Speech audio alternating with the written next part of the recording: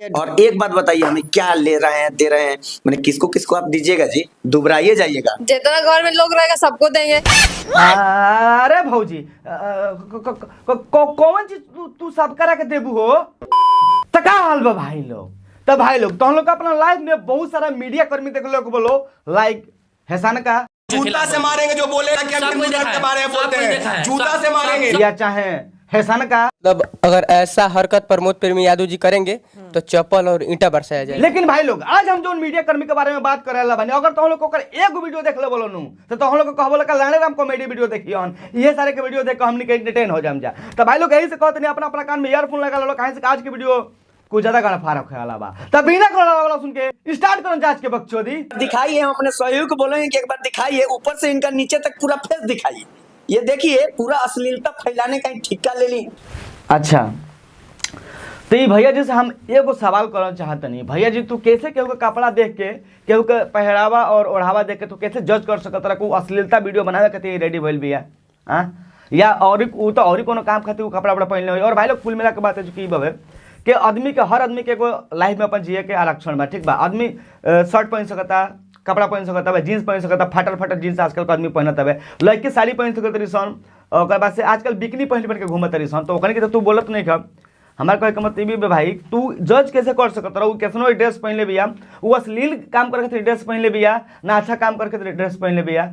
तो भाई लोग ऐसे हम सबको कहना चाहते हैं, केहू के जज ना करे के चाहिए, ठीक बाबे। हाँ, अगर तू पकड़त रहा अश्लील काम करे में, तब अगर तू डायरेक्टली बोल सकत रहा, ऐसे तो तू डायरेक्ट नहीं कह सकता हाँ ये कपड़ा गंदा पहन ले बिया तो गंदा ही काम करी। शूटिंग हुआ, आपको कैसे मालूम हो गया अश्लील गाना है? नहीं दिखाइए एक बार ऊपर से नीचे अश्लील गाना। एक मिनट, ये मनी में राजी है। आई ई मोरी महाराजी हमन, अरे सरवा हमार तो जहाँ पता बा कि ई मनी मिराज हवन और ये इनका डुप्लीकेट हवे, लेकिन ये भैया जी कहत ना कि मनी मिराज हवन। देखो भैया जी, for your kind information I want to say something about Money Mirage के बारे में। जहाँ तक हमारा पता बा कि मनी मिराज का शकल ऐसा का बा, हाँ ई भैया जी दोनों बार इनका शकल थोड़ा बहुत मनी मिराज से मिलता है। लेकिन तू कोना एंगल से कह दिला कि मनी मिराज हवन? अरे मदद नहीं, मनी मिराज के झाट सॉरी मनी मिराज में मिले में टाइम देवे भाई इनकरा के। हाँ, मनी मिराज के टू कॉपी कह सकत रह, तू डायरेक्ट कहत रह मनी मिराज हवन। अभी ऐसा अभी एक मिनट चुप रहिए, एक मिनट दिखाइए एक बार चुपिए, आप ये हम हाथ लगा देते हैं। ये बात इनु बात भइल, चुपिए नहीं तो हम हाथ लगा देंगे। अरे सारे तने तोरा का कौन अथॉरिटी देले बारे कि कोनो के जाकर तू न्यूज रिपोर्टिंग करबे और आदमी तोरा का कोनो बात कहे के कोशिश करी, तोरा से कोनो बात बताई, तू सही से ओकर बात तू सुनबे ना आ कहबे कि तोरा का हम हाथ लगा देम। ई कहावा, ई कौन टाइप की मीडिया वाला हवसन भाई लोग? तो हम लोग कमेंट करके जरूर बताइए हलो ना मदद नहीं। जौन मनी मेरा के जौन डुप्लीकेट बाड़न उ कुछ बात कहत रहन, ई भैया जी बात सुनते नहीं खन और डायरेक्ट कहत रहन चुपचाप रहन तो हाथ लगा देम।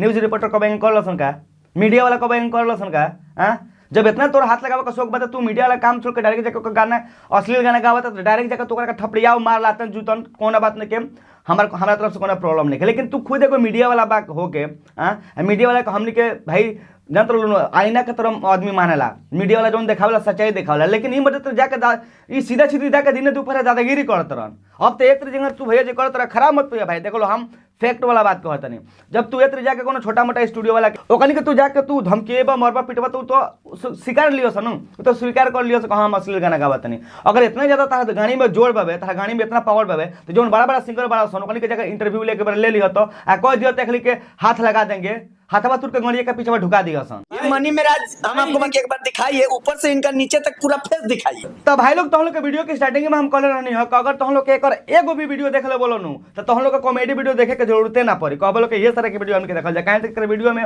इतना अच्छा बात रहला, इतना अच्छा शब्द के उच्चारण करला भैया जी के मतलब मजा आ जाला। मतलब देखो भाई लोग हमारे कहे कि मतलब अब तू मीडिया वाला बड़ा आई रिस्पेक्ट दैट यार, हम मीडिया वाला के रिस्पेक्ट करनी, इज्जत करनी, जब सच देखावत रहता ठीक बा। लाइक संस्तक न्यूज और बाद से टाइम्स ऑफ अयोध्या हो गई, एगो हमार दुश्मन अभी हो गई बा राजन सिंह मुकुट। हाँ, फैक्चुअली बात कहला ठीक बा, लेकिन अभी तनी झगड़ा हो गल बा, लेकिन कॉमेडी आई मीन मतलब न्यूज जो देला नु तो अच्छा न्यूज देला भाई।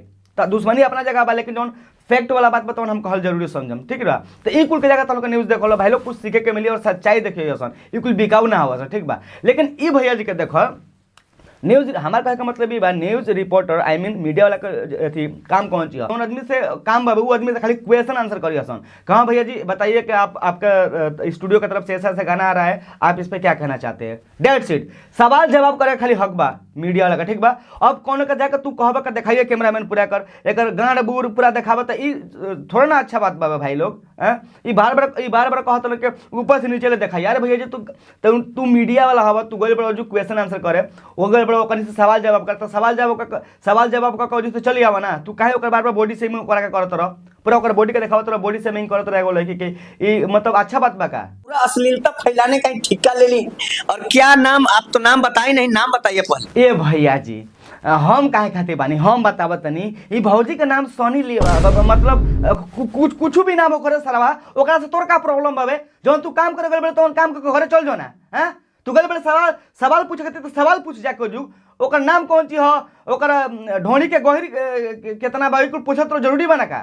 इसी रूम में लेते लेते और देते देते का गाना चल रहा है। आई लेते लेते और देते मतलब देते देते ई कौन कहत रहा भैया जी? एक बारे में तो हमें सर्व पता ना रहल हवे, नहीं तो भौजी के हम ले रहती पहले ना। यार भैया जी तनी क्लियर बताओ तो कौन कहत रहा? अच्छा गाना गाते हैं कि खाली लेते लेते और देते देते गाते? हाँ अरे भैया जी हम तहरा कहत बानी कि तू कहल कौन चीज चाहत रहा, मतलब थोड़ा डिटेल्स में बताओ का भौजी कौन चीज देती है, कौन चीज लिवावती है, बताओ। मतलब लास्ट टाइम पूछते नहीं, सही से बताओ तो। लेते लेते और देते देते। अरे सारा वाला हर चटा पेल दम के मर जेबे रे सारे।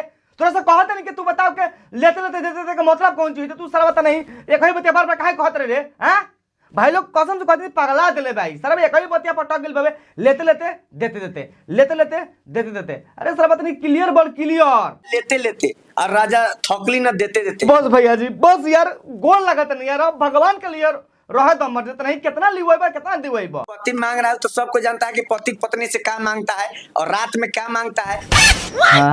अरे भैया जी मर्जित नहीं, कुछ तो शर्म कर यार, तू मीडिया वाला हवा, ये कुल काम हमार हवे, ठीक बावे ना भैया जी। लागत हमरा एजुक भैया जी के थोड़ा भाई लोग तो हम लोग से हम कहत नहीं, लागत है भैया जी के थोड़ा अच्छा से क्लियरिफिकेशन देवे के पड़ी। देखा भैया जी तू कहला के मतलब जौन मर्द होला सन, ठीक बताओ रात के मेहरा से अपन का मांगल सन। देखो भाई लोग सिंपल से बात में, मर्द कहीं ऑफिस से काम का कावता, रात हो गई बाबे तो एक गिलास पानी भी मांग सकता, खाना भी मांग सकता है, कपड़ा भी खोले खाते कोई सकता है, एक टिप गांड भी मांग मतलब कुछ भी मांग सकता है यार भैया जी। लेकिन तू सुनल कौन चीज चाहत रह, हम ई जानना चाहते हैं, तू बताओ तो। पति मांग रहा है तो सबको जानता है कि पति पत्नी से क्या मांगता है और रात में क्या मांगता है।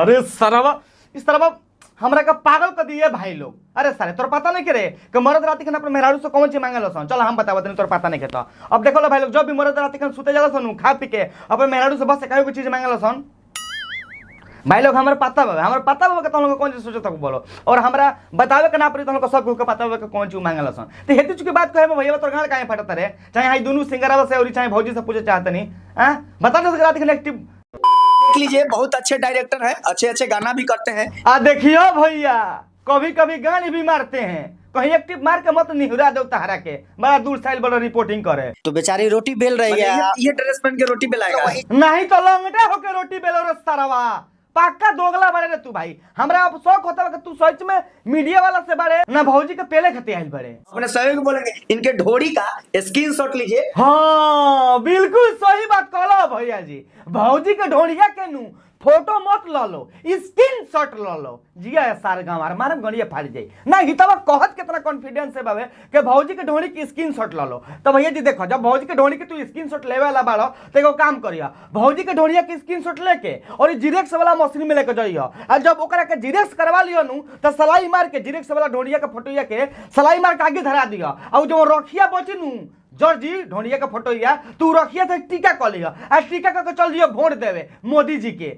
सरुला चट कहीं का ना सरवाब तो हमार पक्का भरोसा हुई कि मीडिया वाला ना हवे। तो उन्हीं लोग का बताओ लोग कौन न्यूज रिपोर्टर बा, कौन ऐसा का मीडिया वाला बाबे कि रिपोर्टिंग करे जाई तो सवाल आदमी से ना करके ओकर ढोड़ी देखी, ओकर पहरावा देखी, ओकर चूच मतलब ओकर हेडलाइट देखी।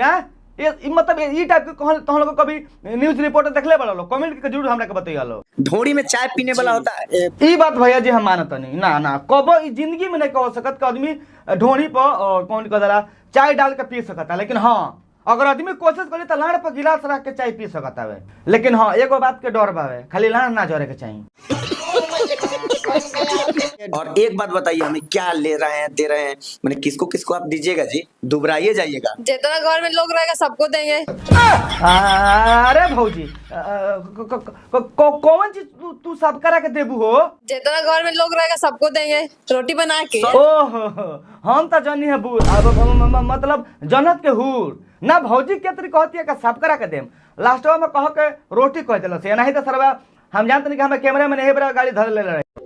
तो बस भाई लोग आज के बक्सों यहाँ के तब करते नहीं। आई होप कि तुम लोग आज की वीडियो देख के अच्छा लगे। अगर वीडियो देख के अच्छा लगे तो वीडियो को लाइक कर दियो, अच्छा ना लगे वीडियो को डिसलाइक भी कर सकते रहो। और भाई लोग कमेंट के जरूर हमरा के बताइए लो कि मतलब भौजी कौन चीज देवे कहत लिया, सच में रोटी देवे के कहत रहिया ना कुछ और ही कमेंट करके जरूर बताइए लो। और भाई लोग वीडियो का लाइक जरूर करिए लो और हो सकता है चैनल के सब्सक्राइब भी कर लियो लो। और सबसे इंपॉर्टेंट बात में भाई लोग ये वीडियो बनावे के बस एक ही गो मकसद रहा, आप सभी के एंटरटेन कर, आप सभी के हौसला चावल ना कि केहू के दिल के ठेस पहुंचावल थे। केहू के भी ये वीडियो देख के दिल पर ठेस पहुंचल तो भाई लोग ओकरा खातिर हम माफी चाहते नहीं। और जो समझे तो रोस्टिंग कौन चीज हवे वो तो समझ गए ठीक बाबे। बाकी भाई लोग ऑडियो के बात कह चाहते नहीं कि डिस्क्रिप्शन में लिंक बाबे हमारे को जो द क्रेजी टीम हमारा ब्लॉग चैनल बाबे, तो भाई लोग ओकरा पर सब्सक्राइबर बढ़त नहीं खोलो। तो प्लीज यार तुम तो सब कुछ हम रिक्वेस्ट पर जा लो और दबा के सब्सक्राइब कर लो, जल्दी से जल्दी 1 लाख सब्सक्राइबर करवा दो यार। डिस्क्रिप्शन में लिंक जाकर जरूर एक बार चेकआउट करियो लो, ओकरा पर ब्लॉग वीडियो बनावनी जैसे पहले तो सब्सक्राइब कर लेबा यार, ओकरा का हमारा किडनी से धन्यवाद ना, किडनी सर्व खराब ही तो मर जाए, हमारा दिल से धन्यवाद। मिलेंगे फिर से नेक्स्ट वीडियो में, तब तक के लिए बाय।